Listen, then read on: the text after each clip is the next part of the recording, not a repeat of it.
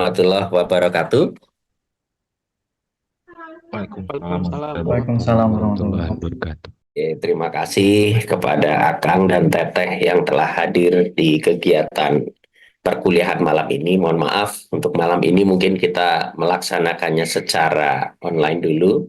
Insya Allah mungkin minggu depan ya atau minggu kedepannya bisa kita lakukan secara offline di kelas begitu ya. Baik, jadi ini saya cukup surprise juga karena sudah mungkin boleh dikatakan berapa ya, 7 tahun atau 8 tahun tidak pernah mengajar kelas karyawan, tapi mulai semester ini diberikan lagi gitu ya, apa namanya, untuk mengajar kelas karyawan. Nah ini mungkin juga kalau teman-teman karyawan mungkin juga jarang melihat saya gitu ya, karena memang saya tidak pernah ditugaskan di kelas karyawan.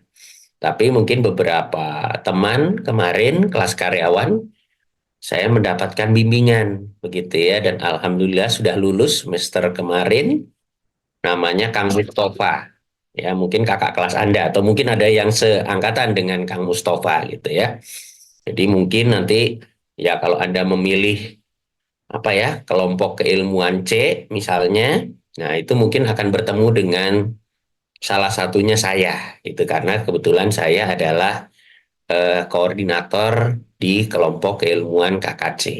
Ya, jadi monggo dan ya semoga saja begitu ya, teknologi blockchain ini bisa menjadi salah satu inspirasi untuk Akang dan Teteh kemudian mengembangkan sistem yang tentunya kalau saya sih berpikir sederhana ya Kang Teh, bahwa kalau yang namanya karyawan itu skripsinya ya paling gampang di apa namanya di organisasinya, di perusahaannya gitu ya, supaya tidak terlalu jauh kemana-mana.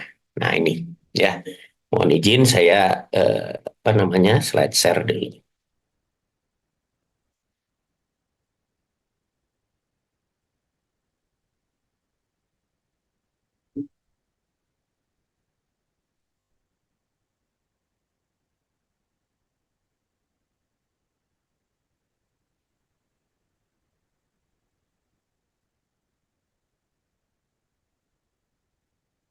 Baik, sudah kelihatan slide saya. Sudah ada, Pak. Baik, Ada. oke, siap. Terima kasih. Ini ada Kang Joy, terus Kang siapa lagi? Ahmad Nasir, Kang Heri, Teh Dini ya. Kemudian ada Kang Diva dan Kang Muhammad Sidik dan Kang Saiful. Oke, dan yang lainnya tentunya. Oke, ini Kang Saiful. Baik, jadi eh, kita sudah sampai di semester 7 begitu ya, khususnya di kelas karyawan. Kalau kelas karyawan mungkin kenalnya sama Pak, seringnya sama Pak Krismika sama Pak Fahrian begitu ya, karena biasalah gitu ya. Dosen muda mah biasanya diminta untuk apa namanya, mengajar kelas karyawan gitu. Nah, di sini saya diminta untuk mengajar mata kuliah blockchain begitu ya. Nah, ini juga cukup menarik begitu ya, bahwa ada sebuah teknologi, kalau dikatakan baru sih nggak baru banget begitu ya, karena memang teknologi blockchain ini muncul di tahun 2008. Mungkin Akang dan Teteh sudah tahu cerita mengenai Bitcoin misalnya ya, karena awal mulanya istilah blockchain itu muncul dipopulerkan oleh satu sistem yang namanya Bitcoin. Nah, ini gitu ya. Jadi kalau kita katakan Bitcoin itu apa? Bitcoin itu sebenarnya di belakangnya ada blockchain. Itu tapi pada waktu itu mungkin tidak terlalu terdengar gitu blockchainnya. Yang terdengar adalah Bitcoinnya. Yang katanya kalau bertransaksi itu tidak harus melalui pihak ketiga, tapi bisa peer to peer, bisa kirim langsung ke satu teman ke teman lain tanpa adanya pihak ketiga. Ya, kemudian pengirimannya terenkripsi dan seterusnya. Nah, itu sebenarnya dimulai dari cerita pengembang blockchain yang pertama, yaitu Satoshi Sakamoto. Ya, itu gambaran mengenai blockchain.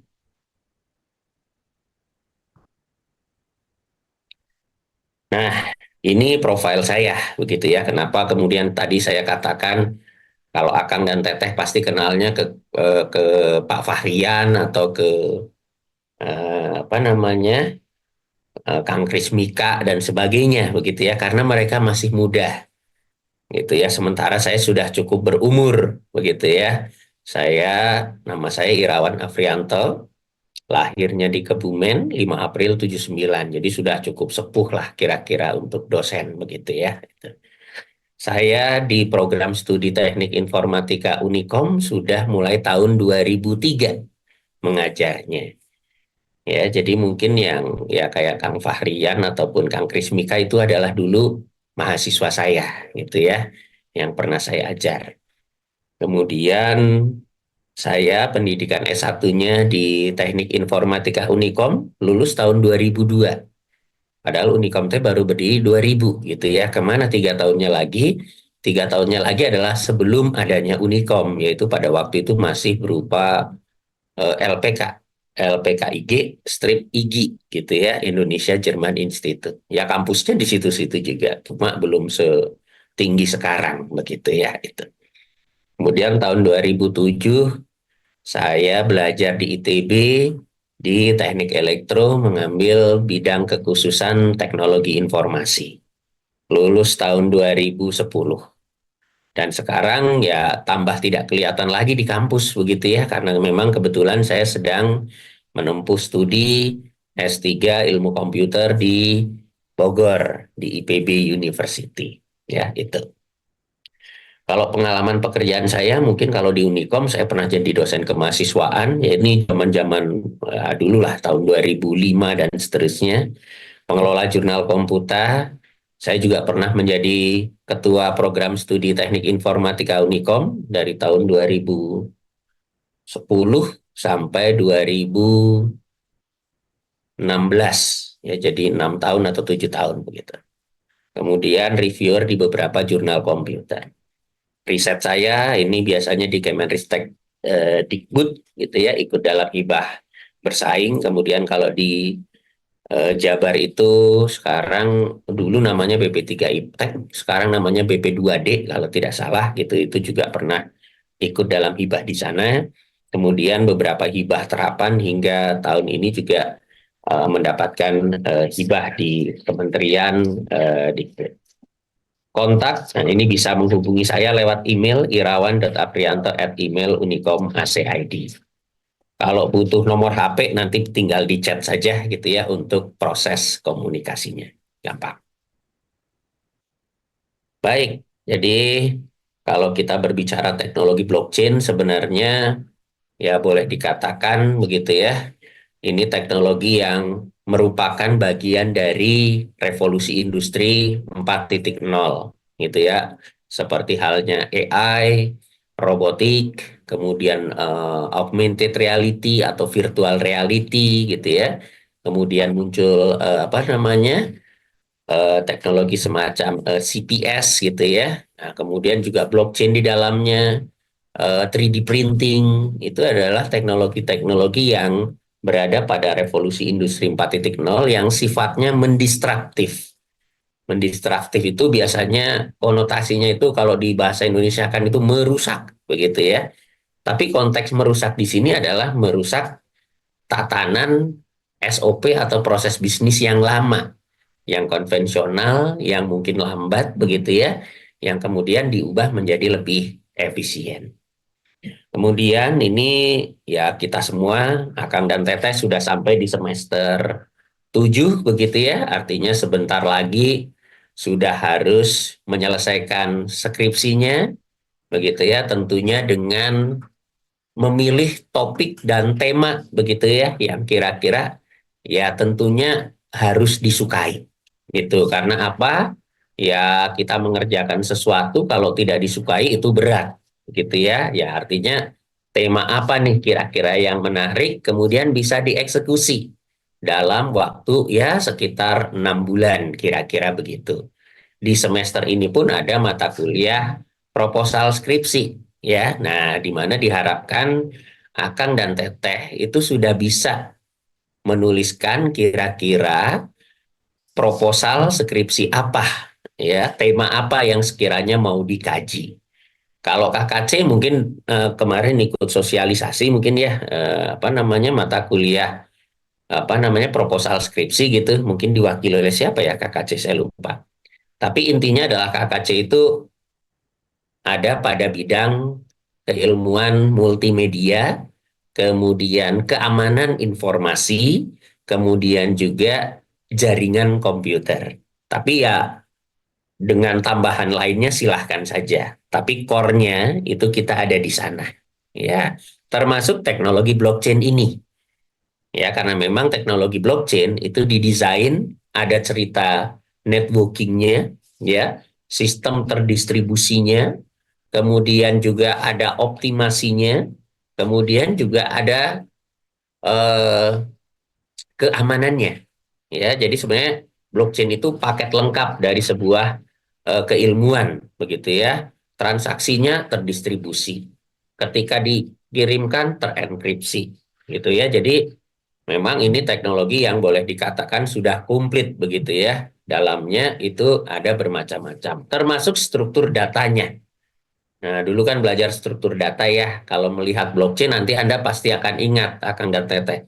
Oh, ini mah modelnya kayak linked list. Karena memang seperti itu. Ya, namanya linked list itu karena saling terhubung. Nah, ini kata terhubungnya diganti dengan kata chain. Jadi blockchain, blok yang saling terhubung begitu. Jadi sambung menyambung. Itu yang disebut dengan blockchain. Setiap blok itu nanti kita sering sebut sebagai ledger. Kalau mau mencari apa definisi blockchain dan sebagainya, tinggal buka YouTube saja. Ya, setelah ini tinggal buka YouTube, tinggal cari saja definisi blockchain atau blockchain explanation, pengertian blockchain dan sebagainya. Pasti sudah banyak video yang menunjukkan supaya mungkin lebih jelas lagi. Karena mungkin hari ini saya hanya sedikit memberikan paparan mengenai teknologi blockchain ini. Maka nanti tugas Akang dan Teteh silahkan mencari video di YouTube untuk sedikit banyaknya bisa menangkap apa namanya eh, apa sebenarnya teknologi blockchain ini, kemudian digunakannya di mana, dan cara kerjanya seperti apa. Walaupun nanti minggu depan kita akan bergerak ke arah sana. Yang pertama tentunya kita harus memahami dulu konsep dasarnya. Itu yang terpenting dari sebuah apa ya teknologi atau sebuah sistem yang baru gitu ya yang akan kita pahami bersama. Kemudian model struktur datanya karena memang kalau boleh dikatakan teknologi blockchain ini adalah teknologi yang berada di belakang sistem. Jadi sistem yang di depannya itu bisa sistem apa saja, bisa aplikasi apa saja.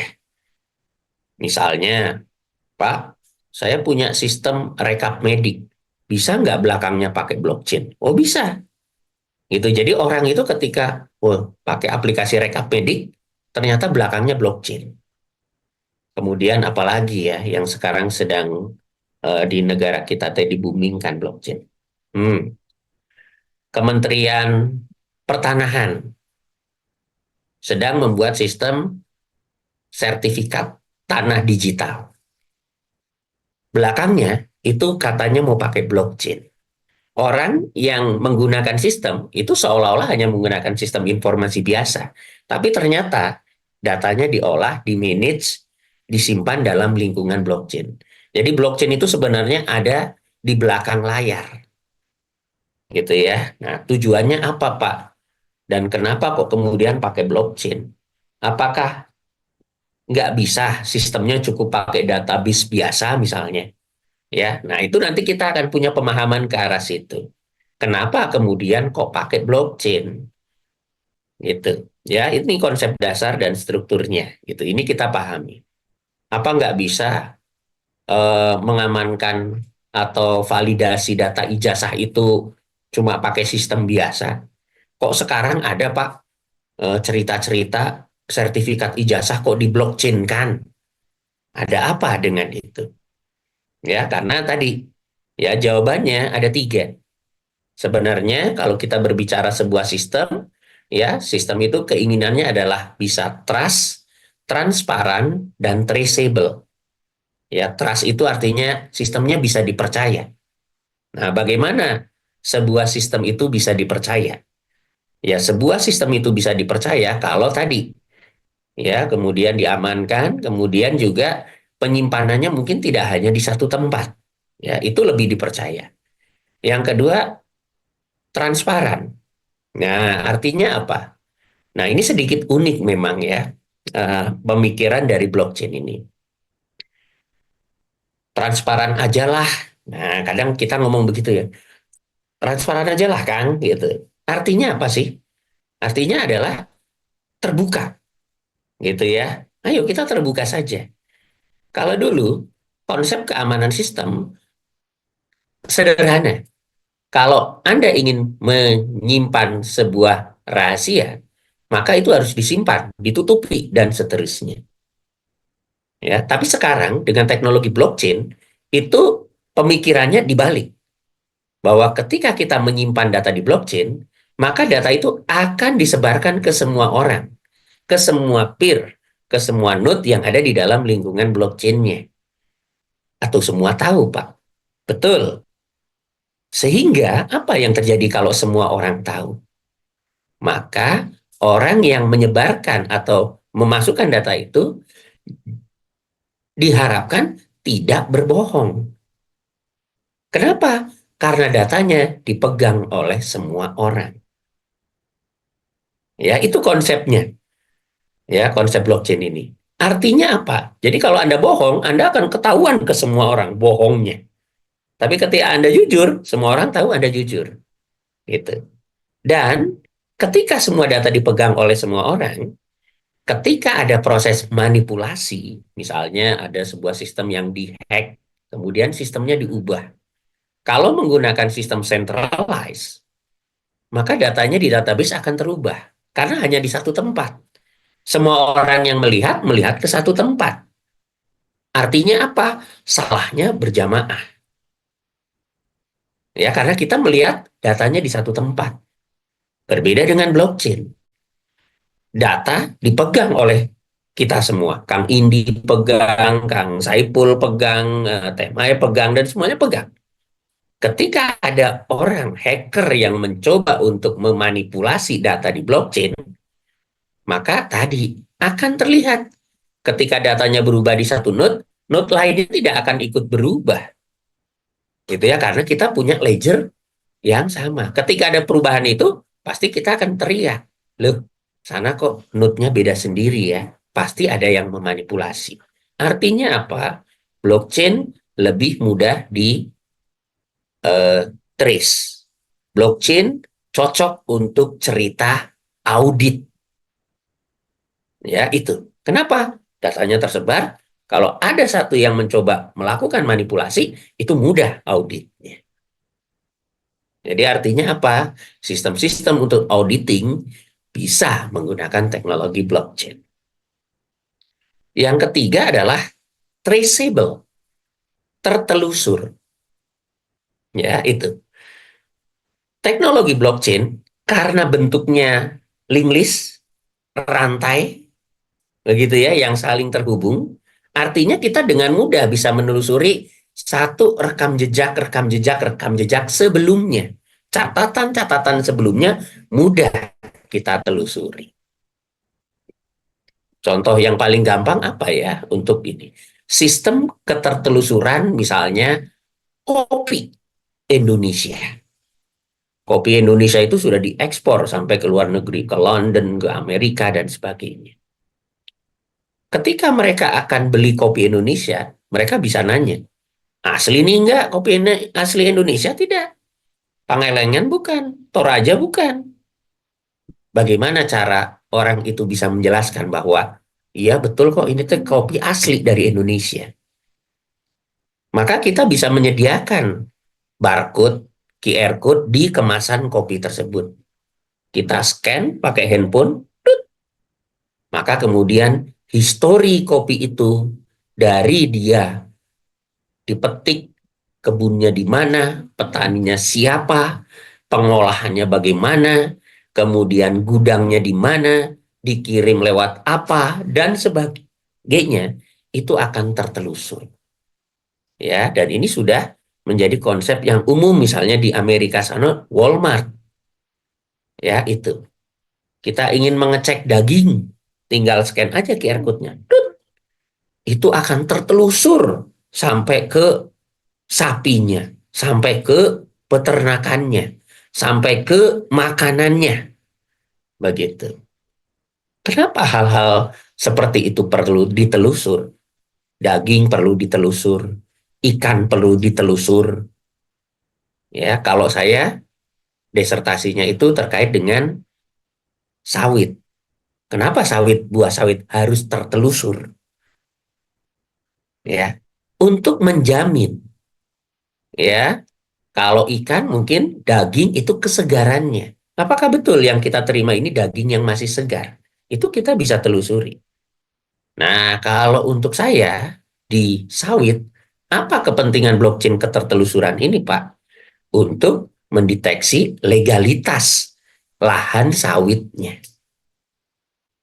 Ketika kita telusur lahan sawitnya legal, tidak berada pada hutan lindung, ya, ada sertifikat ISPO, RSPO dan sebagainya, itu dianggap sebagai ketertelusuran yang baik. Itu, ya. Nah, ini banyak cerita blockchain. Jadi, kalau dikatakan Pak, blockchain itu bisa masuk ke aplikasi apa saja sih? Bisa masuk ke semua aplikasi. Tapi tadi ada syaratnya yang memang betul membutuhkan tiga hal itu. Trust, transparent, dan traceable. Anda butuh ketertelusuran yang handal, cepat, aman, dan sebagainya. Anda bisa menggunakan apa namanya blockchain. Sistem untuk verifikasi yang akurat, valid, dan sebagainya, kita bisa menggunakan blockchain. Ya, itu.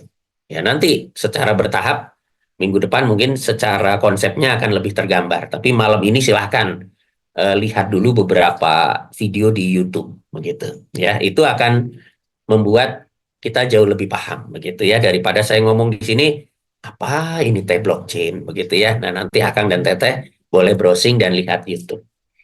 Kemudian ada konsensus. Nah, istilah-istilah di blockchain ini juga sebenarnya bukan istilah yang kemudian kayak apa ya eh, umum begitu ya, ada konsensus. Ini mungkin hampir sama kayak AI lah gitu ya. AI itu ada algoritma genetik gitu ya, di dalamnya ada kromosom, ada mutasi, ada crossover, ada generasi gitu ya. Kalau yang pernah belajar algoritma genetik, ini pun ada konsensus. Ya, apa itu konsensus? Konsensus itu adalah sebuah mekanisme kesepakatan, kemufakatan. Jadi, kalau kita melakukan transaksi di blockchain, itu tidak serta-merta langsung masuk ke dalam jaringan blockchain-nya. Tapi harus melalui validasi beberapa node yang ada di dalam jaringannya. Ya, jadi kayak di DPR lah kalau atau kita apa namanya milih gitu ya. Voting, voting. Nah, itu kira-kira konsensus itu seperti voting. Ketika ada data masuk ke dalam jaringan blockchain, maka data itu disebar dulu ke masing-masing node atau istilahnya peer. Di sana akan diverifikasi menggunakan smart contract atau kontrak cerdas. Ya, ini cocok nggak? Cocok, cocok, cocok, cocok, cocok, cocok, cocok, cocok. 51% mengatakan itu cocok, maka datanya bisa masuk ke dalam blockchain. Seperti konsep pada voting pada umumnya, konsensus. Walaupun nanti ada beberapa jenis konsensus ya. Ada proof of work, misalnya itu yang dipakai oleh Bitcoin. Proof of stake, itu yang dipakai oleh Ethereum. Ya, kemudian Byzantium fault tolerant, ini biasanya dipakainya di Hyperledger Fabric dan teman-temannya. Ya, nanti kita akan bahas satu persatu itu. Ya, tapi istilah-istilah ini yang akan familiar dengan teknologi blockchain. Selain konsensus, jantungnya blockchain itu ada di smart contract.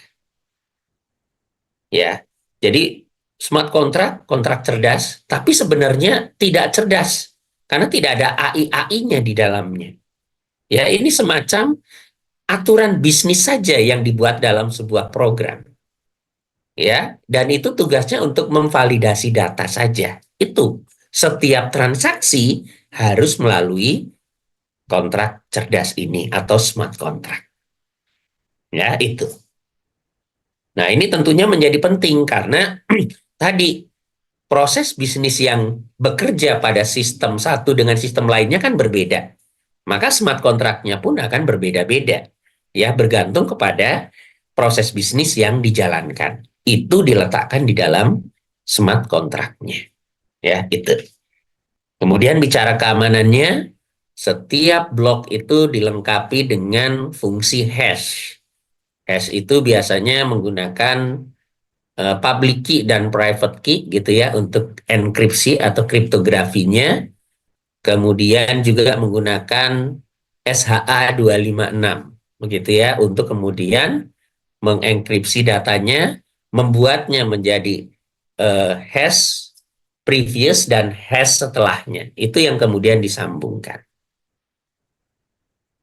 Kenapa ya? Sebentar. Oh, ada pertanyaan toh. Siap, siap, siap. Saya tampung dulu ya, Kang ya. Oh, punten, saya baru melihat chat gitu ya. Siap. Oke, oke, oke, siap. Saya jelaskan dulu sedikit, nanti saya jawab. Kalau mau ngobrol setelah ini silahkan, boleh.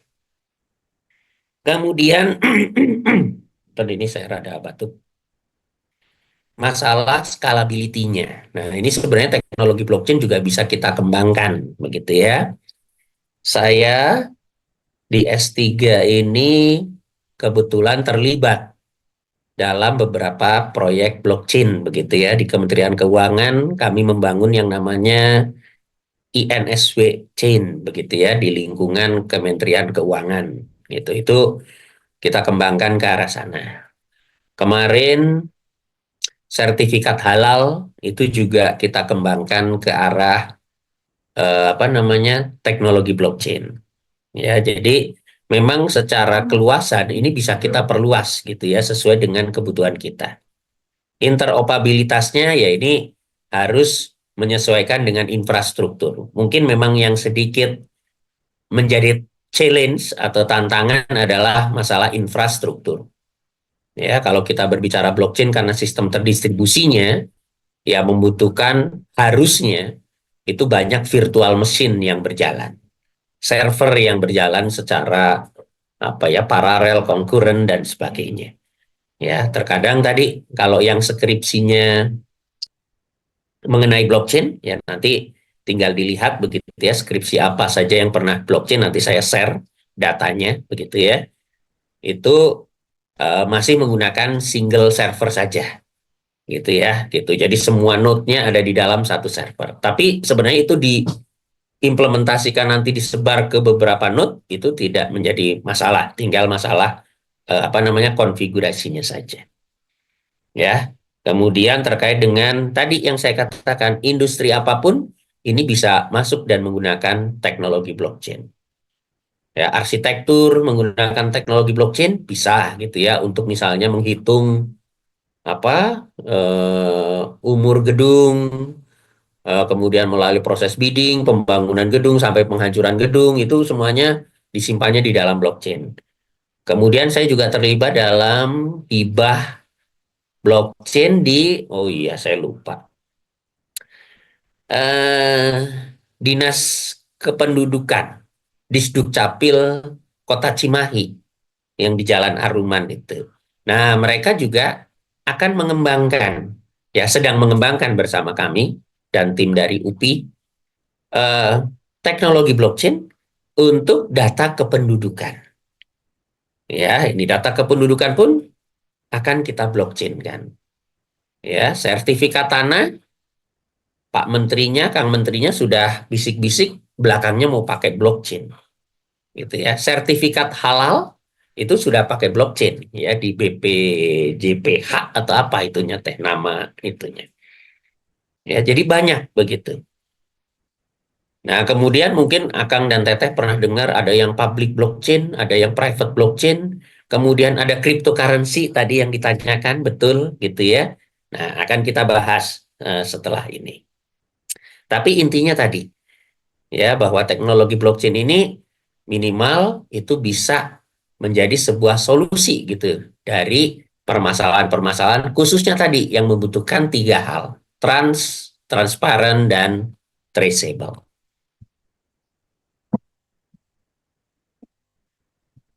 Nah, ini kita skip saja lah, hampir sama ya, gitu. Nah, ini.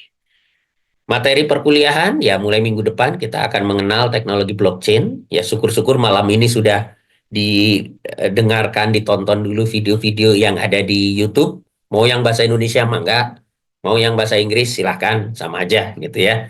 Minggu depan mungkin tinggal Akang dan Teteh yang cerita ke saya apa yang sudah diperoleh begitu ya dari nonton YouTube tersebut gitu. Silahkan nanti pakai PPT 5 lembar lah kira-kira ya, atau 10 lembar gitu. Nanti Akang dan Teteh yang Pak, blockchain tuh begini ya gitu dari yang saya dapat di video. Nah, kita akan diskusi. Ini nanti akan berbicara teknologi blockchain, struktur datanya, konsensus, smart contract, security, scalability dan performanya, interoperability, privacy dan anonymousnya, implementasinya. Nah, ini yang sebenarnya menjadi isu utama. Membuat blockchain itu gampang. Membuat aplikasi terblockchain, berbasis blockchain itu mudah. Cuma yang nomor 10 ini yang kadang menjadi masalah non-teknis yang sering kita hadapi. Gitu ya. Apa itu regulasi dan isu hukum? Gitu ya. Itu tadi kayaknya ada di pertanyaan nomor berapa. Nanti kita bahas. Dan kemudian nanti challenge-nya, tantangan masa depan. Saya kalau dengar-dengar memang katanya blockchain, blockchain, blockchain, ke depannya mau di blockchain kan. Ya begitulah kira-kira. Ya, karena data nantinya semakin besar butuh satu mekanisme keamanan. Data semakin besar tidak mungkin disimpan di satu tempat, harus terdistribusi. Kemudian orang juga pengen efisien, tidak melalui pihak-pihak ketiga, cukup peer-to-peer saja. Nah, ini sebenarnya konsep-konsep ini sudah ada di dalam teknologi blockchain, sehingga ini bisa kita pakai untuk membangun sebuah sistem di masa depan. Ya, itu. Metode perkuliahannya saya kira biasa, ceramah, latihan, tugas, ujian, dan seterusnya. Tugas individu ada, tugas kelompok ada, nanti UTS dan UASnya ini project based saja. Ya, kita coba per kelompok, ini ada 14 atau 15 mahasiswa, ini akan Teteh bagi dua sajalah gitu ya, untuk menjadi dua kelompok. Nanti kira-kira ingin mendesain sistem apa nih yang bisa di blockchain kan begitu. Syukur-syukur bisa apa namanya, menggunakan salah satu framework blockchainnya, mau itu yang publik menggunakan Ethereum atau menggunakan Hyperledger Fabric begitu yang sifatnya private. Ya syukur-syukur bisa ada simulasi ataupun demo dari aplikasinya. Itu sangat sangat apa namanya, membantu lah gitu. Syukur-syukur ada yang malah skripsinya nanti blockchain. Kalau nilai saya kira tadi gitu ya, untuk kelas karyawan tentunya kita berharap yang baik-baik saja. Ini bukunya, nanti bukunya saya taruh di drive lah gitu ya. Kalau buku blockchain saya banyak sekali, banyaknya tuh dikirimi dari promotor saya gitu ya. Jadi nanti saya kirim ke Anda gitu. Nah, ini beberapa publikasi yang pernah saya buat. Yang pertama ini bercerita mengenai blockchain untuk traceability di perikanan. Jadi ketika ikan itu ditangkap, itu sudah dimasukkan ke dalam catatan blockchain. Kapan, lokasinya di mana, kapalnya apa, dan sebagainya. Ketika mendarat di pelabuhan, di sana ada misalnya apa ya, tempat pelelangan ikan (TPI), dicatat kapan masuk ke TPI-nya, beratnya berapa, dan sebagainya. Kemudian ketika sudah dibeli, masuk ke gudang apa ya, mungkin kalau ikan itu berarti cold storage, ya itu gitu, masuk ke gudang yang ada pendinginnya, dicatat kapan masuknya ini dan sebagainya, transportasinya apa dan seterusnya. Sampai kemudian ke Superindo dicatat juga kapan masuknya dan sebagainya. Akhirnya berbentuk QR code. Jadi ketika QR code di ikan itu di-scan, cekrik, akan ketahuan. Ikan itu ya boleh dikatakan sudah berapa lama nih dalam indikator apakah masih segar atau tidak. Kemudian sampai ditangkapnya di mana, itu akan ketahuan. Karena mungkin di beberapa negara itu menjadi sesuatu yang apa ya diperlukan. Misalnya di Amerika gitu ya, blue fin tuna, tuna sirip biru gitu ya. Itu kan tadi ya ada eh, batasan-batasannya. Kapan ditangkapnya, waktunya itu diberikan aturan oleh pemerintah. Ukuran yang ditangkap berapa, panjangnya itu diatur oleh pemerintahnya. Sehingga ketika ada yang menangkap itu harus bisa dicatat begitu. Ya dikasih tag, label dan sebagainya. Sehingga ketika sampai di Jepang itu kemudian ditelusuri, tut, ikan tunanya biasanya dijualnya ke Jepang, tinggal ditelusuri, tut, akan ketahuan. Ini diambilnya kapan, legal atau tidak dan sebagainya. Gitu. Atau mungkin kebalikannya, sekarang di Indonesia sudah banyak tuh daging steak wagyu. Asli ini teh wagyunya dari Jepang, mungkin di situ ada QR code-nya yang kemudian kalau kita scan, tut, itu bisa menceritakan riwayat dari daging itu sampai sapinya, sampai apa namanya, sapinya itu ada di mana, sampai pemiliknya siapa. Ya, sedemikian proses traceability dan itu akan lebih meyakinkan konsumen ya kalau kemudian menggunakan teknologi blockchain. Nah, nanti ada satu website juga nanti saya share di chatting begitu ya. Perusahaan Indonesia sudah ada yang pakai blockchain, Pak. Sudah ada di Bogor. Namanya Sria Sewu. Sria Sewu ini dulu namanya apa ya? Tapi sekarang udah berubah menjadi Sria Sewu. Dia itu adalah salah satu produknya adalah ayam olahan, ya halal, ayam olahan halal karena memang dijualnya ke Timur Tengah. Nah, di Sria Sewu ini sudah menggunakan teknologi blockchain untuk mulai dari ayamnya datang, ayamnya dipotong, proses pemotongannya sudah sesuai belum dengan ajaran Islam, cara menggantungnya dan sebagainya seterusnya. Ya, kalau di Islam itu kan kalau yang motong itu namanya apa ya? Juleha, ya juru sembelih halal. Nah, itu tadi ada sertifikatnya, digantung kapan dan sebagainya. Nanti saya berikan linknya gitu sehingga supaya Akang dan Teteh lebih tergambar, ya, gitu.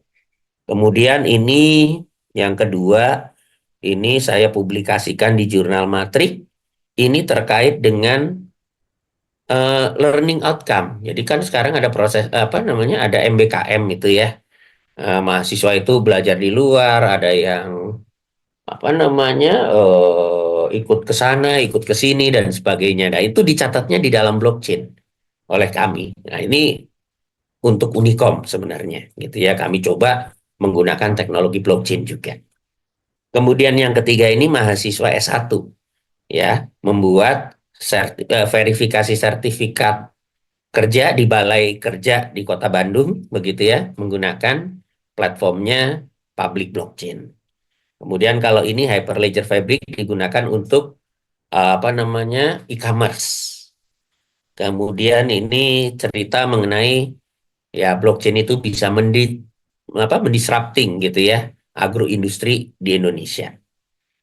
Kemudian terkait dengan freelance market system, ini juga marketplace, ini pernah dibuat juga oleh Christopher Moa, ini ya anak bimbingan saya. Kemudian yang terakhir, bagian dari publikasi disertasi saya ada transformasi digital dari model rantai pasok sawit rakyat, gitu. Karena memang saya blockchain-nya di rantai pasok sawit rakyat, begitu. Ya, ini. Baik, nah itu saya kira apa namanya paparan dari saya. Coba kita buka. Apa ini pertanyaannya? Oke, oke, oke, oke, oke, oke, oke. Siap, Kang Fajar. Nah, ya. Yang pertama, Kang Fajar menanyakan begitu ya terkait dengan security-nya, apakah mungkin hacking langsung bisa menghack ke semua node itu? Sebenarnya ini adalah kekuatan dari teknologi blockchain, Kang, gitu ya, bahwa dia datanya disebar. Sehingga data terdistributed ini secara logika itu akan jauh lebih sulit dihack dibanding data yang sifatnya centralized. Ya, itu. Kenapa kemudian data kita itu bisa dihack, ya, disandra dengan ransomware PDN-nya. Karena PDN-nya hanya di satu tempat, datanya di satu tempat. Sehingga ketika itu kemudian tersandra oleh ransomware, ya, ya apa yang terjadi? Datanya ya di situ semuanya tersandra. Tapi kalau kemudian blockchain yang secara arsitektur ini adalah terdistribusi, datanya itu tersebar ke semua node. Apakah hacker akan bisa menghack ke semua node? Saya kira akan sulit. Apalagi kalau kita menggunakan public blockchain. Ya, yang node-nya itu tersebar di mana-mana. Semua orang boleh menjadi node-nya. Ya, itu pekerjaan yang sangat sulit. Ya, itu untuk dihack. Ya, jadi akan jauh lebih sulit dihacknya dibanding sistem yang sifatnya eh, centralized, kan. Itu kelebihannya. Walaupun memang ada ya cerita bahwa blockchain itu bisa dihack, istilahnya tuh di fork gitu ya. Jadi itu biasanya catatannya yang kemudian dimanipulasi gitu. Ya, tapi tadi gitu ya, ketika kita berbicara blockchain, proses rollback dan sebagainya akan ada di situ. Ya, validasi dan sebagainya itu akan ada di situ. Ya, sehingga biasanya ini menjadi sebuah solusi supaya data itu tidak mudah dihack oleh orang yang tidak berkepentingan. Ya, itu. Kemudian, kenapa blockchain ini dikaitkan dengan banyak uang digital? Karena memang secara sejarah itu tadi yang saya katakan di awal, kan. Kemunculannya itu tidak ujuk-ujuk blockchain gitu, tidak seperti itu. Tapi yang pertama kali muncul di tahun 2008 adalah teknologi cryptocurrency, Bitcoin. Nah, itu. Ya, akhirnya orang mengenalnya, oh, teknologi Bitcoin ya, teknologi cryptocurrency ya, uang yang tidak ada fisiknya, tapi memiliki value. Itu. Kan orang kemudian berbondong-bondong ya, membeli Bitcoin yang gila-gilaan tuh gitu. Satu Bitcoin mungkin sekarang harganya lebih dari 100 juta atau berapa. Tapi itu tadi, bahwa kemudian perkembangan saat ini tuh tadi gitu ya, melebihi apa ya, bahwa pertukaran itu tidak hanya di sisi fisik saja, tapi secara digital itu ternyata ada hal-hal yang bisa kemudian ditransaksikan dan kemudian memiliki value, nilainya itu bisa dikembalikan menjadi uang kartal, uang digital. Nah, uang asli gitu. Ya. Nah, inilah yang kemudian teknologi yang dinamakan dengan cryptocurrency itu. Ya. Tapi kan kembali lagi, tadi nomor 10. Kenapa rupiah kok nggak bisa dijadikan cryptocurrency? Padahal negara lain kayak Brazil atau mana gitu ya, Venezuela atau apa, itu bisa. Kita transaksinya pakai Ethereum ya, gitu. Indonesia tidak bisa mengadopsi itu. Kenapa? Karena regulasinya. Ya, dan boleh dikatakan mungkin ya, walaupun dikatakan itu stable, tapi tentunya tadi gitu ya, namanya digital aset dan sebagainya kita tidak pernah tahu. Beda dengan uang kartal begitu yang kemudian mungkin di belakangnya itu ada apa ya, kalau di kita mungkin emas atau apa cadangannya begitu yang secara fisik ada. Tapi kalau ini kan tadi ya kasus tiba-tiba dulu apa ya? Meta kalau tidak salah. Mahal awalnya. Kemudian orang berbondong-bondong beli, tiba-tiba anjlok gitu kan. Nah ini kan sama saja seperti apa namanya saham atau apa begitu yang berupa aset digital. Itu saham mungkin lebih aman karena ada perusahaan fisiknya. Ya, tapi ini tadi istilahnya saya lupa apa ya, penjaminnya yang di belakang itu juga virtual. Ya, itu. Betul, Bitcoin, Ether gitu ya. Kemudian token-token yang baru kan. Itu kan semuanya sama.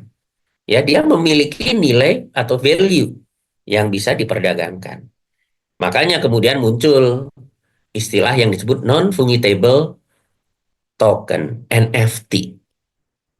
Ya, bagaimana mungkin seorang mahasiswa Udinus yang hanya jualan fotonya tiap hari cekrek cekrek cekrek masukkan ke OpenSea dia dapat miliaran rupiah. Nah, itulah konsep dari apa namanya cryptocurrency di situ. Ya, ya kita bisa dengan cryptocurrency sebenarnya keuntungannya sederhana. Apa? Tidak melalui bank. Itulah dulu yang diinginkan oleh Satoshi Nakamoto. Lawang saya mau transfer ke istri saya kok harus ke lewat bank dan kena cas pula. Itu sebenarnya apa namanya ketidaksetujuan Satoshi pada waktu itu. Sehingga dia mengembangkan sistem peer to peer. Ngirim uang ya saya ke Kang Fajar, udah nggak lewat bank. Gitu. Jadi peer to peer langsung. Dan asetnya tadi saya punya aset, Kang Fajar punya aset, tadi saya kirimkan. Nanti akan mengecek. Kang Joy, Kang Singvanto, Kang Heri, Kang Indi, Teh Dini, itu akan menjadi peer yang nantinya akan memverifikasi transaksi saya ke Kang Fajar. Benar nggak nih Pak Ir punya duit segini nih transfer ke Kang Fajar nih? Oh iya benar. Kang Nasir, oke benar, benar, benar. Itulah konsensus. Kalau menyatakan semuanya benar, transaksi baru bisa dilakukan ke Kang Fajar. Jadi intinya apa dulu itu? Nah, sampai sekarang pun akhirnya itu jadi berkembang, gitu ya. Tujuan dari blockchain adalah memangkas middleman. Nah, ini sangat cocok dengan kami di IPB gitu ya. Yang namanya rantai pasok perdagangan misalnya kayak kelapa sawit atau rantai pasok kopi atau rantai pasok apa padi dan sebagainya, itu terlalu banyak aktornya. Dari petani, pengepul, pedagang kecil, pedagang besar, baru kemudian ke pabrik kelapa sawit. Ini panjang. Sehingga menjadikan petani itu tadi harga kelapa sawit itu sebenarnya 1.500, tapi dapatnya cuma 200 perak. Kenapa? Panjangnya rantai distribusinya, rantai pasoknya. Dengan teknologi blockchain, harapannya tadi rantai pasoknya itu kita bisa pangkas. Tidak ada lagi pengepul yang kita pakai mah koperasi saja.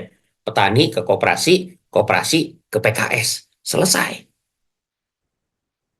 Kalau kayak gitu serem dong Pak, kayak pedagang besar, pedagang kecil, pengepul dan sebagainya. Karena memang itu ya tujuan akhirnya apa sih begitu kan?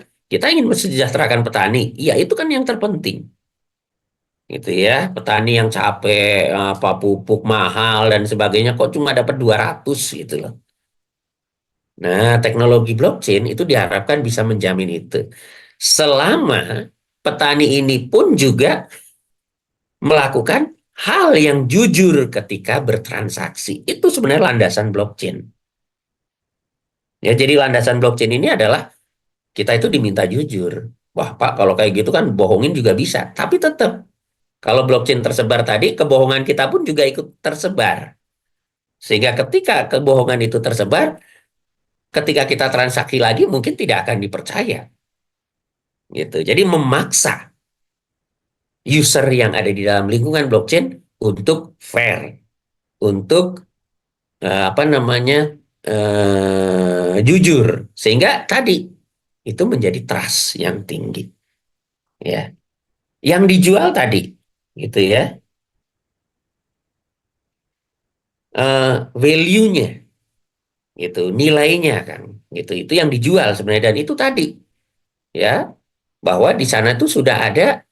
Loh, nanti mungkin ada PPT saya yang mana itu ya, yang menyebutkan bahwa itu tuh di belakangnya ada penjaminnya lah gitu ya, yang kemudian itu tuh bisa membuat nilai uang gitu. Ya itu kira-kira mungkin nanti tinggal dicari di Google lah atau di YouTube gitu, pemahaman mengenai digital money ini. Termasuk juga kan Indonesia sudah mulai memunculkan digital rupiah, rupiah digital. Nah, itu nanti slide-nya saya kirim ke Akang dan Teteh. Itu juga belakangnya menggunakan blockchain. Nah, tapi konsepnya seperti apa? Yang menurut saya uang digital yang paling mudah saya pahami itu Malaysia. Malaysia sudah mulai membuat uang ringgit digital. Itu papernya sudah ada, mungkin bisa dicari gitu ya. Itu caranya mudah kita tangkap. Oh, ternyata begini kalau blockchain untuk apa namanya menjadi uang mata negara, apa uang negara begitu ya, itu kira-kira seperti itu. Kemudian Kang Heri, yang dimaksud dengan node yang tersebar tadi berarti node-nya berada di beberapa server sih, betul kan? Jadi secara infrastruktur, kalau kita ingin menerapkan teknologi blockchain yang memang betul-betul blockchain, itu memang servernya tersebar gitu ya, artinya kita membutuhkan banyak server. Sehingga ini paling mudah, blockchain ini diadopsi kalau kita menggunakan public blockchain. Kenapa? Karena yang memverifikasi itu pasti server-servernya orang lain. Makanya di dalam public blockchain itu kita sering mendengar istilah mining. Ada yang nambang kripto nih, crypto mining. Ya, kenapa ada crypto mining? Nah, crypto mining, ya ini ada urusannya dengan tadi sebenarnya, verifikasi transaksi. Jadi, ya mungkin juga kita pernah dengar ya, di Bandung itu ada dulu di Buah Batu gitu ya, satu gedung itu dipakai hanya untuk mining saja. Isinya GPU semua gitu. Gitu ya. Nah, itu. Nah, tujuannya apa? Tujuannya crypto mining ini adalah mencari kesempatan untuk bisa memvalidasi transaksi di Ethereum. Paling banyak dipakainya Ethereum. Jadi sebut saja Ethereum. Kenapa kok kemudian orang mencari kesempatan untuk bisa memecahkan atau ikut dalam verifikasi transaksi di Ethereum? Karena public blockchain ini memiliki mekanisme yang disebut dengan insentif. Setiap yang bisa memverifikasi transaksi, kami kasih fee. Setiap transaksi yang bisa diverifikasi oleh Anda, kami kasih fee. Saya membuat transaksi nih. Ya, kemudian Kang Joy, Kang Ahmad, Teh Dini, Kang Diva, Kang Rasid, Kang Heri, Saipul, Kang Sidik dan sebagainya itu beramai-ramai coba untuk memverifikasi tadi. Kenapa memverifikasinya bareng-bareng begini? Karena tadi pakai kriptografi. Jadi siapa cepat yang bisa memecahkan, itu yang nanti akan dapat fee. Nah, memverifikasi itu. Dan itu nanti, oh Kang Ahmad, Nasir nih, yang pertama kali bisa memverifikasi. Kita kasih fee 0,000000032 Ether. Jangan jangan sangkanya dikasih fee-nya berapa Pak? 1 Ether. Wah, itu berapa puluh juta tuh. Yang dikasih 0,0000032 Berapa tuh? Mungkin 180.000 kalau diuangkan. Jadi orang berlomba-lomba ya itu membuat apa yang disebut dengan crypto mining itu. Ya, karena ada kesempatan untuk memecahkan transaksi, memecahkan kriptonya sehingga dia punya kesempatan untuk mendapatkan fee. Sehingga mesinnya kan wah, satu gedung dipasangi hanya itu semua, kipas angin, AC dan sebagainya, wah nyala terus tuh. Karena apa? Panas, resource besar. Ya, transaksi. transaksi kan. Jadi setiap blockchain ini kan sebenarnya adalah media penyimpanan data. Gampangnya seperti itu. Media pencatatan data. Ya, apa-apa yang dicatat di dalam blockchain itu yang kemudian diverifikasi. Saya sebut saja transaksi. Transaksinya itu catatan. Apakah itu catatan transaksi keuangan, catatan apa namanya, catatan misalnya, kalau saya misalnya catatan pemanenan tandan buah segar TBS-nya, catatan ketika dikirimkan, catatan ketika diterima oleh pabrik kelapa sawit, dan seterusnya. Ya, catatan ketika berubah menjadi CPO dan seterusnya. Ya, catatan. Transaksinya itu berupa catatan. Dan itu yang kemudian tadi diverifikasi. Dalam public blockchain, ya, node itu berlomba-lomba untuk bisa ikut memverifikasi. Karena ada insentif. Karena ketika kita membuat catatan itu pun, kita diminta insentif, tidak gratis. Ya, jadi ketika kita memasukkan data di dalam blockchain menggunakan public blockchain seperti Ethereum, kita pun juga harus menyiapkan modal. Ya, jadi tidak gratis. Nah, karena tidak gratis, ini kan orang pasti mikir kalau datanya bohong, saya udah bayar, data bohong lagi. Nah, itu kan masalah. Pasti orang akan mikir, ini saya bayar nih, berarti saya harus pakai data yang benar supaya bisa diverifikasi orang. Nah, kenapa harus bayar? Karena tadi proses di publik ini kemudian membutuhkan node-node lain untuk memverifikasi. Dan node itu diiming-imingi dengan yang namanya insentif yang berasal dari pembayaran kita. Maka ketika nanti Akang dan Teteh membuat sistem menggunakan public blockchain, pasti akan menggunakan apa yang namanya disebut dengan crypto wallet. Salah satunya mungkin yang paling gampang dicari di internet adalah MetaMask. Karena dia bisa untuk Ethereum, dia bisa untuk token apalagi ya, macam-macam gitu ya. Ada beberapa token yang bisa dia pakai. Itu. Ya, itu pasti akan membutuhkan itu. Jadi setiap kali transaksi kita butuh berapa Ether. Nah, itu menghitungnya dari mana, Pak? Smart kontraknya. Semakin proses bisnisnya kompleks, dia akan membutuhkan fee yang lebih banyak. Ya, karena lebih besar datanya. Dan verifikator tadi nanti akan diberikan fee, insentif tadi. Walaupun nilainya kecil, diberikan insentif. Ya, itulah yang kemudian muncul dari apa namanya, sistem public blockchain, muncul crypto mining. Karena memang ada cryptocurrency-nya di situ. Nah, bedanya dengan private blockchain, kalau private blockchain ini tidak membutuhkan cryptocurrency. Nah, ini kita jadi baru ngeh. Ternyata blockchain ada yang tidak pakai cryptocurrency, yaitu ketika kita membangun teknologi blockchain menggunakan private blockchain atau konsorsium blockchain seperti Hyperledger Fabric. Kalau Pak Ir membangun sistem untuk disertasinya pakai yang mana, Pak? Ethereum atau Hyperledger Fabric? Hyperledger Fabric. Kenapa saya menggunakan Hyperledger Fabric? Karena urusan cryptocurrency tadi. Saya akan lebih kesulitan mengedukasi petani menggunakan sistem, kemudian harus ngajarin dulu, Pak, Bu, Bapak harus punya Ether dulu loh kalau mau transaksi TBS di aplikasi saya. Serius, petani gitu ya, sawit, rakyat yang miskin, ya yang memang perlu kita bantu untuk menaikkan kesejahteraannya, transaksi lewat aplikasi saya, kudu bayar cryptocurrency dulu. Nggak logis. Gitu kan?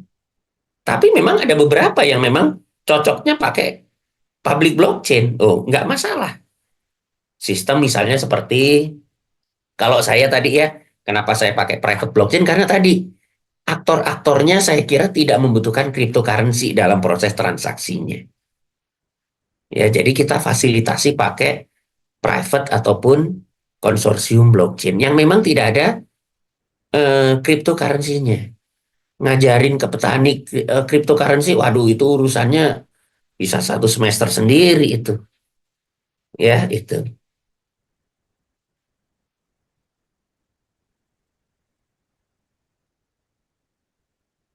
Nah, oke. Ini menarik nih Kak Fajar ya. Eh, iya, jadi memang betul gitu ya. Saya sudah kenal dengan Kang Fajar gitu ya. Kenapa harus diverifikasi? Inilah ya simbol apa ya? Tadi keyakinan untuk memberikan keyakinan yang lebih ya di dalam lingkungan blockchain ini. Ya, jadi ketika saya mentransfer uang ke A, ya memang tidak lewat bank sekarang gitu. Tapi tadi transaksi ini diketahui oleh yang lain. Kenapa? Dalam upaya tadi mencegah terjadinya pemalsuan ataupun hal-hal yang tidak diinginkan. Kalau salah dan sebagainya begitu ya. Kemudian ada manipulasi dari Kang Fajar, itu kita bisa verifikasi bersama gitu. Ya, jadi tadi itu kepentingan dari ini sebenarnya adalah untuk mewujudkan esensi trust, kepercayaan. Ya, jadi transparannya itu bukan hanya saya dengan Kang Fajar gitu ya, tapi tadi dijamin oleh teman-teman kita gitu loh. Saya bisa bisa yakin gitu loh ke Kang Fajar gitu. Atas dasar apa? Teman-teman saya juga merekomendasikan kok memverifikasi. Eh, Kang Ahmad, saya teh mau transfer ke Kang Fajar. Kira-kira begitu. Kira-kira begitu gitu. Ini Kang Fajar yakin ini bisa di ini orangnya. Nah, proses verifikasi itu dilakukan oleh Kang Ahmad, Kang Joy, Kang Siswanto gitu untuk meyakinkan saya. Valid, valid, valid. Ah, kirim. Banyak yang memvalidasi tadi identitas Kang Fajar tadi. Tujuannya sebenarnya itu. Nanti juga blockchain ada untuk yang ke identitas digital kalau nggak salah kan. Ya, itu. Itu. Jadi tadi gitu ya. Dengan adanya teman-teman, node-node yang lain itu sekedar untuk menguatkan rasa percaya saya. Karena tadi tidak lewat bank, tidak lewat mana, saya ngirim langsung, masa iya saya nggak yakin? Saya perlu keyakinan dong bahwa Kang Fajar ini kalau saya transfer memang benar orangnya Kang Fajar, karakternya begini dan begitu dan sebegitu, itu terverifikasi oleh Kang Yasfa, Kang Saiful, Kang Diva dan sebagainya. Akhirnya kita bisa mengirimkan dananya ke Kang Fajar. Ya, kira-kira seperti itu. Ya, konsep dasarnya. Keyakinannya itu berdasarkan konsensus yang dimiliki oleh kelompok di dalam blockchain itu. Ya tadi. Terus kemudian kalau yang pakai tadi yang sudah pakai non blok non non cryptocurrency ya, cerita yang disertasi saya. Kalau yang pakai cryptocurrency bagaimana, Pak? Ya contohnya tadi ya misalnya eh, LPSE gitu ya. Biasanya pemerintah itu kan sering mengadakan lelang. Nah, kita diminta untuk, nah, kita ketika ikut lelang, biasanya kita juga harus mendepositkan sejumlah uang di situ. Nah, di sini konsep lelang elektronik berbasis blockchain itu bisa diterapkan dengan menggunakan public blockchain. Ya, kita harus memiliki sejumlah cryptocurrency misalnya kalau mau ikut lelang itu. Nah, ini akan diverifikasi semua. Nanti ketika kita ngebid, nah bidding ya, kita bidding, kita ikut nawar. Ada yang nawar lagi, Kang Joy nawar, saya nawar lagi. Nah itu sudah pakai uang kripto gitu ya, tawar-tawarannya dan sebagainya. Sampai kemudian nanti ketok-tok Irawan yang menang. Sekian Ethereum yang harus dibayar. Langsung smart contract akan membaca data saya betul tidak punya Ethereum seperti itu. Kalau udah langsung transfer, ya itu.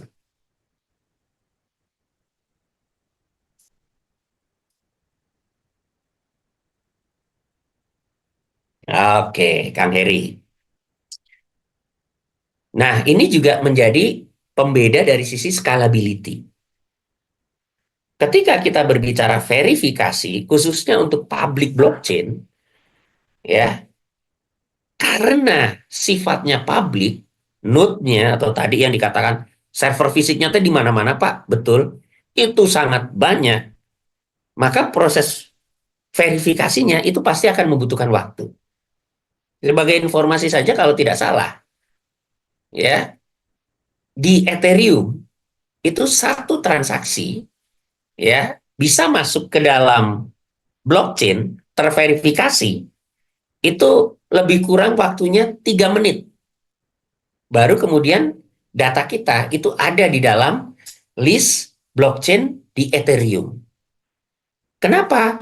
Karena tadi verifikasinya kita sebar, transaksinya kita sebar, kita menunggu miner-miner itu untuk berlomba-lomba memverifikasi data kita. Ya, sehingga tadi di beberapa paper mengatakan bahwa atau di Ethereum sendiri mengatakan bahwa transaksi Ethereum itu sekali transaksi itu butuh waktu sekitar 3 menit.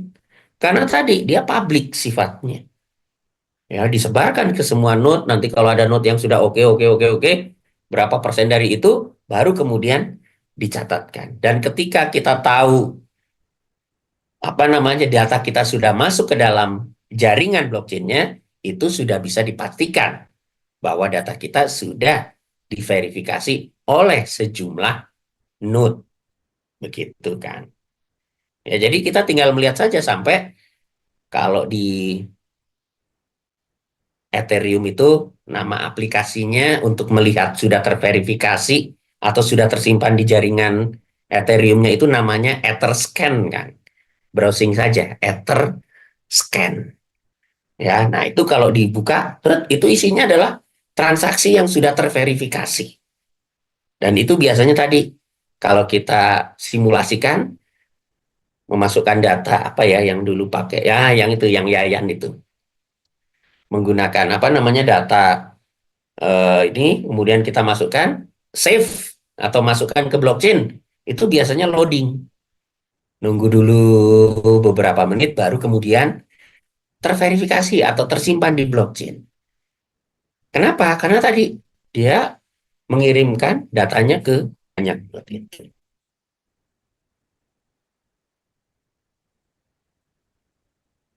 Yang diverifikasi transaksinya saja, Pak, apa termasuk exchange-nya juga kan ada kan? Saya kira yang diverifikasi itu transaksinya saja kan, gitu ya. Nah, saya tidak kurang paham dengan istilah scam ini gitu ya. Bagaimana prosesnya begitu, tapi setahu saya belum pernah sih ya ada kejadian bisa di scam begitu ya gitu. Tapi ini jadi catatan gitu ya. Monggo dicari tahu untuk minggu depan begitu ya. Tapi sejauh ini paling proses manipulasinya tadi gitu ya, mengubah data di satu node dan sebagainya. Tapi itu tidak akan bekerja ke semua node-nya gitu ya. Fork itu ya cukup sulit gitu ya untuk dilakukan. Ya, nuhun ini Kang Saiful. Walaupun saya belum mengerti nanti saya coba cari tahu begitu. Ya, tadi. Nah, saya lanjutkan. Bedanya dengan private blockchain, karena dia private, node-nya pun terbatas. Istilahnya mah mungkin lebih sedikit lah dibanding dengan public blockchain.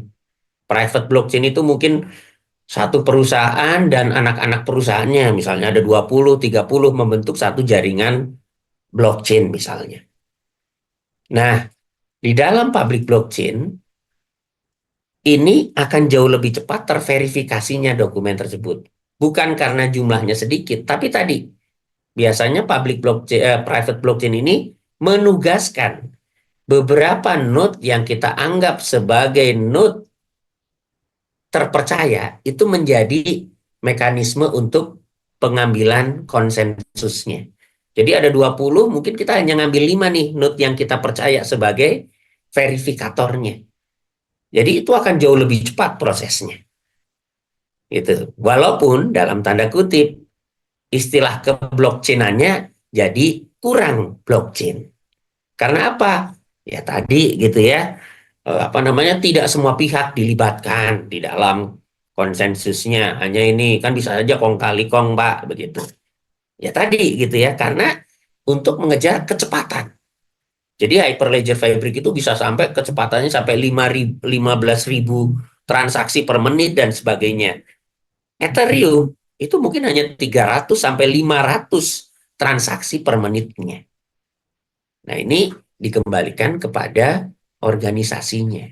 Apakah memang kebutuhannya sistem itu harus berjalan di lingkungan publik yang terverifikasi oleh banyak node, atau tadi cukup di lingkungan yang terbatas, diverifikasi oleh node-node yang kita percaya, dan kemudian tadi tersimpannya dalam lingkungan blockchain. Itu kira-kira. Monggo, mungkin ada yang lain? Ya, kita pas jam 9 ya. Oke, ini cukup menarik nih, gitu ya.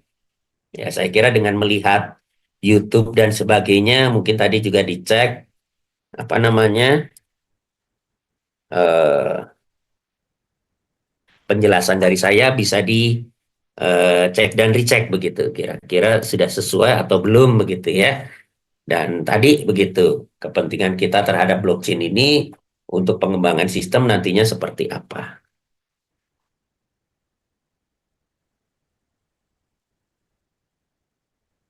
Silakan kalau mau ada yang bertanya, boleh ngobrol langsung, Mangga.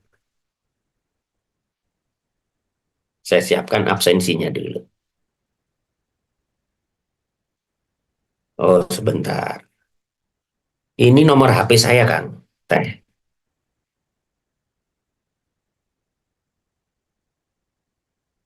Nah, Mangga dibuatkan saja grup WA gitu ya. Blockchain di F9K gitu. Ya, tolong saya di-invite semua teman-teman yang ikut juga di-invite begitu ya, supaya nanti apa namanya, mudah fungsinya.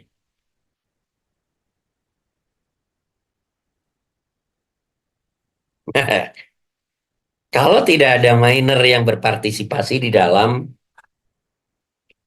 jaringan Bitcoin, ya tadi gitu ya, karena memang kebutuhannya verifikasinya itu melalui pihak pihak miner ini gitu ya. Jadi tidak ada keyakinan, istilahnya tidak ada trust lagi, itu Kang, gitu Kang Diva gitu ya. Dan tadi gitu loh, selama proses kerja dari Bitcoin ataupun dari public blockchain ini mengandalkan cryptocurrency, ya itu kan berarti artinya tadi selalu akan ada insentif yang akan diperoleh oleh miner gitu. Artinya tadi gitu loh ya. Kalau kita berbicara, kalau tidak ada miner, itu logikanya berarti kita tidak menggunakan cryptocurrency gitu ya. Nah, kalau ini di public blockchain ini tidak akan jalan. Karena memang itu adalah ekosistemnya begitu. Ya, ekosistem Bitcoin itu begitu. Gitu ya. Ada yang sebagai verifikator dan ya tadi gitulah. Kasarnya mah saya udah nyediain GPU, GPU gitu ya, udah nyediain resource yang gede gitu. Masa nggak dikasih bagian gitu dari transaksi ini?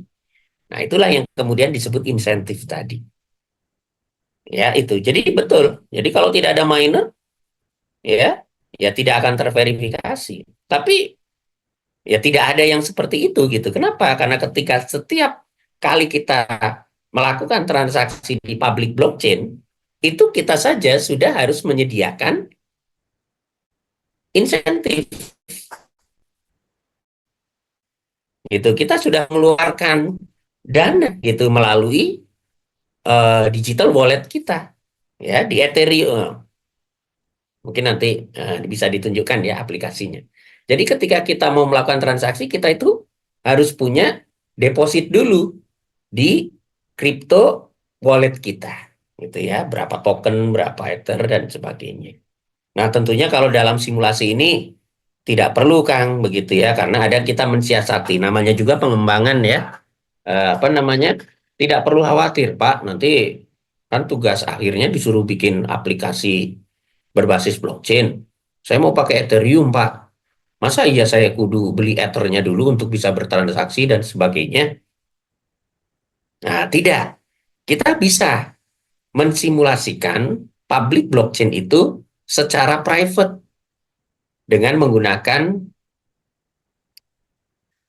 apa ya, teknologi yang namanya GNet gitu ya, GNet. Nah, GNet ini tadi mensimulasikan public blockchain ke dalam lingkungan private. Jadi nanti pun kita, tapi tetap Pak pakai apa namanya cryptocurrency, pakai, tapi pakai ether-etheran. Itu istilahnya faucet. Ya, kita bisa ambil beberapa faucet, 100 faucet dari sini, download. Seolah-olah itu uang-uang kita, uang Ethereum kita. Terus Pak, kalau melakukan transaksi pakai uang-uangan itu, apa bisa diverifikasi? Betul, karena kita pakai yang namanya jaringan yang untuk pengembangan, develop. Karena di situ ada istilahnya develop network atau network apa, Goerli network dan sebagainya, itu untuk uji coba. Nah, kalau sistem kita memang sudah benar-benar masuk ke dalam Ethereum-nya, itu kita masuknya ke mainnet. Itu, jadi itu pakai Ether beneran. Tapi kalau kita nanti misalnya mensimulasikan tugas blockchain ini menggunakan Ethereum dan sebagainya, cukup menggunakan jaringan-jaringan untuk pengembangan saja. Sehingga cryptocurrency-nya pun cryptocurrency-an, istilahnya mah begitu. Ya, itu. Yang nggak ada sebenarnya nilainya itu nggak ada, cuma itu untuk pengembangan saja. Kalau sudah ke mainnet itu baru. Ya, itu.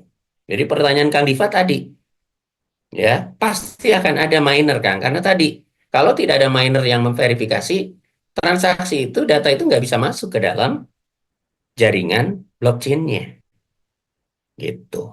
Itu, ya. Termasuk juga public blockchain pun ada yang memverifikasi walaupun tidak disebut miner ya. Jadi untuk yang private blockchain itu tidak ada istilah miner karena memang tidak menggunakan cryptocurrency. Ya, itu. Mangga, mungkin sedikit lagi berapa ini?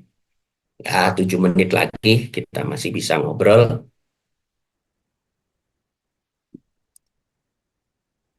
Sambil saya absen ya. Kang Saiful Hidayat ada? Bisa Ya, ngomong? Pak. Ah, siap. Nah, berarti ini Kang Saiful Hidayat ini temannya Kang Mustofa ya? Ya, betul, Pak. Satu angkatan. Nah, itu. Kelas, Pak. Betul. Nah, Kang Mustofa itu kemarin bimbingannya dengan saya, Kang Saiful. Kemarin ambil Dan blockchain ya, ternyata Pak. tidak gitu. Dia tidak ngambil blockchain, tapi dia ngambil mengenai DevOps. Ternyata canggih juga gitu ya, Kang Mustafa itu gitu ya. Pemahamannya terhadap DevOps itu luar biasa. Gitu ya. Mungkin memang pekerjaannya di situ gitu ya itu. Keren lah gitu skripsinya kemarin itu. Ya saya harapkan teman-teman di sini juga sama kerennya nanti gitu ya itu. Pak.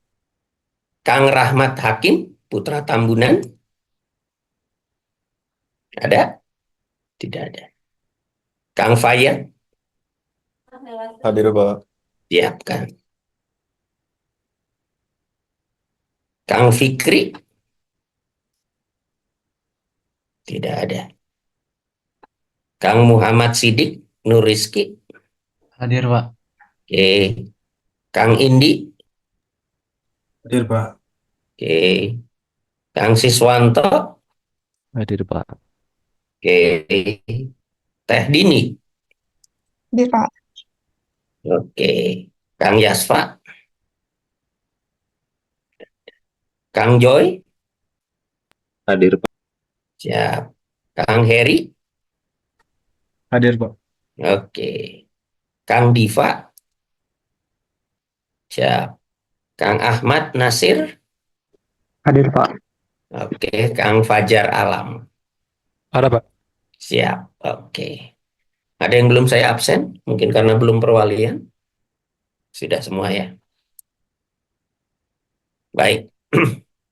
Ya tentunya tadi ya, ekspektasi saya sebenarnya sama dengan kelas reguler. Saya juga mengajar blockchain di kelas reguler. Jadi blockchain ini ada dua kelas, satu kelas reguler, satu kelas karyawan ini, gitu ya. Ya tentunya ekspektasi saya harapannya sama, begitu ya. Apa yang saya berikan ke kelas reguler, ini juga bisa saya berikan ke kelas karyawan, begitu ya. Syukur-syukur tadi gitu ya, eksekusi yang dilakukan oleh karyawan juga sama, gitu ya, dengan eksekusi yang bisa diberikan di kelas reguler, gitu ya. Artinya ketika nanti kita sampai mengembangkan software dan sebagainya, kelas karyawan pun bisa melakukan itu gitu ya, presentasi demo ya terkait dengan pengembangan softwarenya. Saya kira itu yang akan menjadi nilai plus begitu ya. Syukur-syukur nanti ada yang mengambil skripsi mengenai blockchain gitu ya. Silahkan gitu. Tinggal dicari di sebentar. Di mana ya? Sebentar.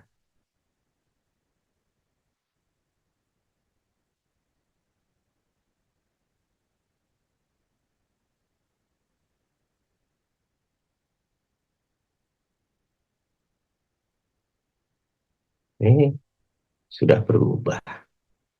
Saya lupa alamatnya kalau situs untuk mencari skripsi itu apa ya, kemarin Pak Angga sudah kirim ke saya gitu ya. Cuma saya lupa situs skripsi itu apa. Nah, nanti mungkin ya kalau punya nomornya Pak Angga atau apa, atau nanti saya kirimkan begitu ya. Jadi mohon untuk dibuatkan grup supaya saya bisa berikan informasi-informasi begitu ya terkait misalnya pengembangan blockchain dan sebagainya. Demikian kira-kira teman-teman, masih ada yang mau didiskusikan? Cukup? Baik, kalau cukup, saya kira pertemuan malam ini bisa kita akhiri. Mungkin ya tugasnya 5 menit, 10 menit silahkan buka YouTube dulu dan cek dan recheck gitu apa itu teknologi blockchain dan bagaimana cara kerja, serta mungkin sudah melihat use case-nya ataupun studi kasusnya kira-kira ada di mana. Barangkali itu juga ada di tempat kerja Akang dan Teteh yang kemudian memiliki pemikiran yang bisa, oh ini sistem di sini tuh harusnya berbasis blockchain, kira-kira seperti itu. Ya, demikian kira-kira paparan dari saya. Mohon maaf jika banyak kekurangan. Saya tutup. Wassalamualaikum warahmatullahi wabarakatuh. Waalaikumsalam warahmatullahi wabarakatuh. Selamat turun, Pak. Pak. Oke, Turun, Mas. sami-sami kan. Selamat istirahat. Monggo.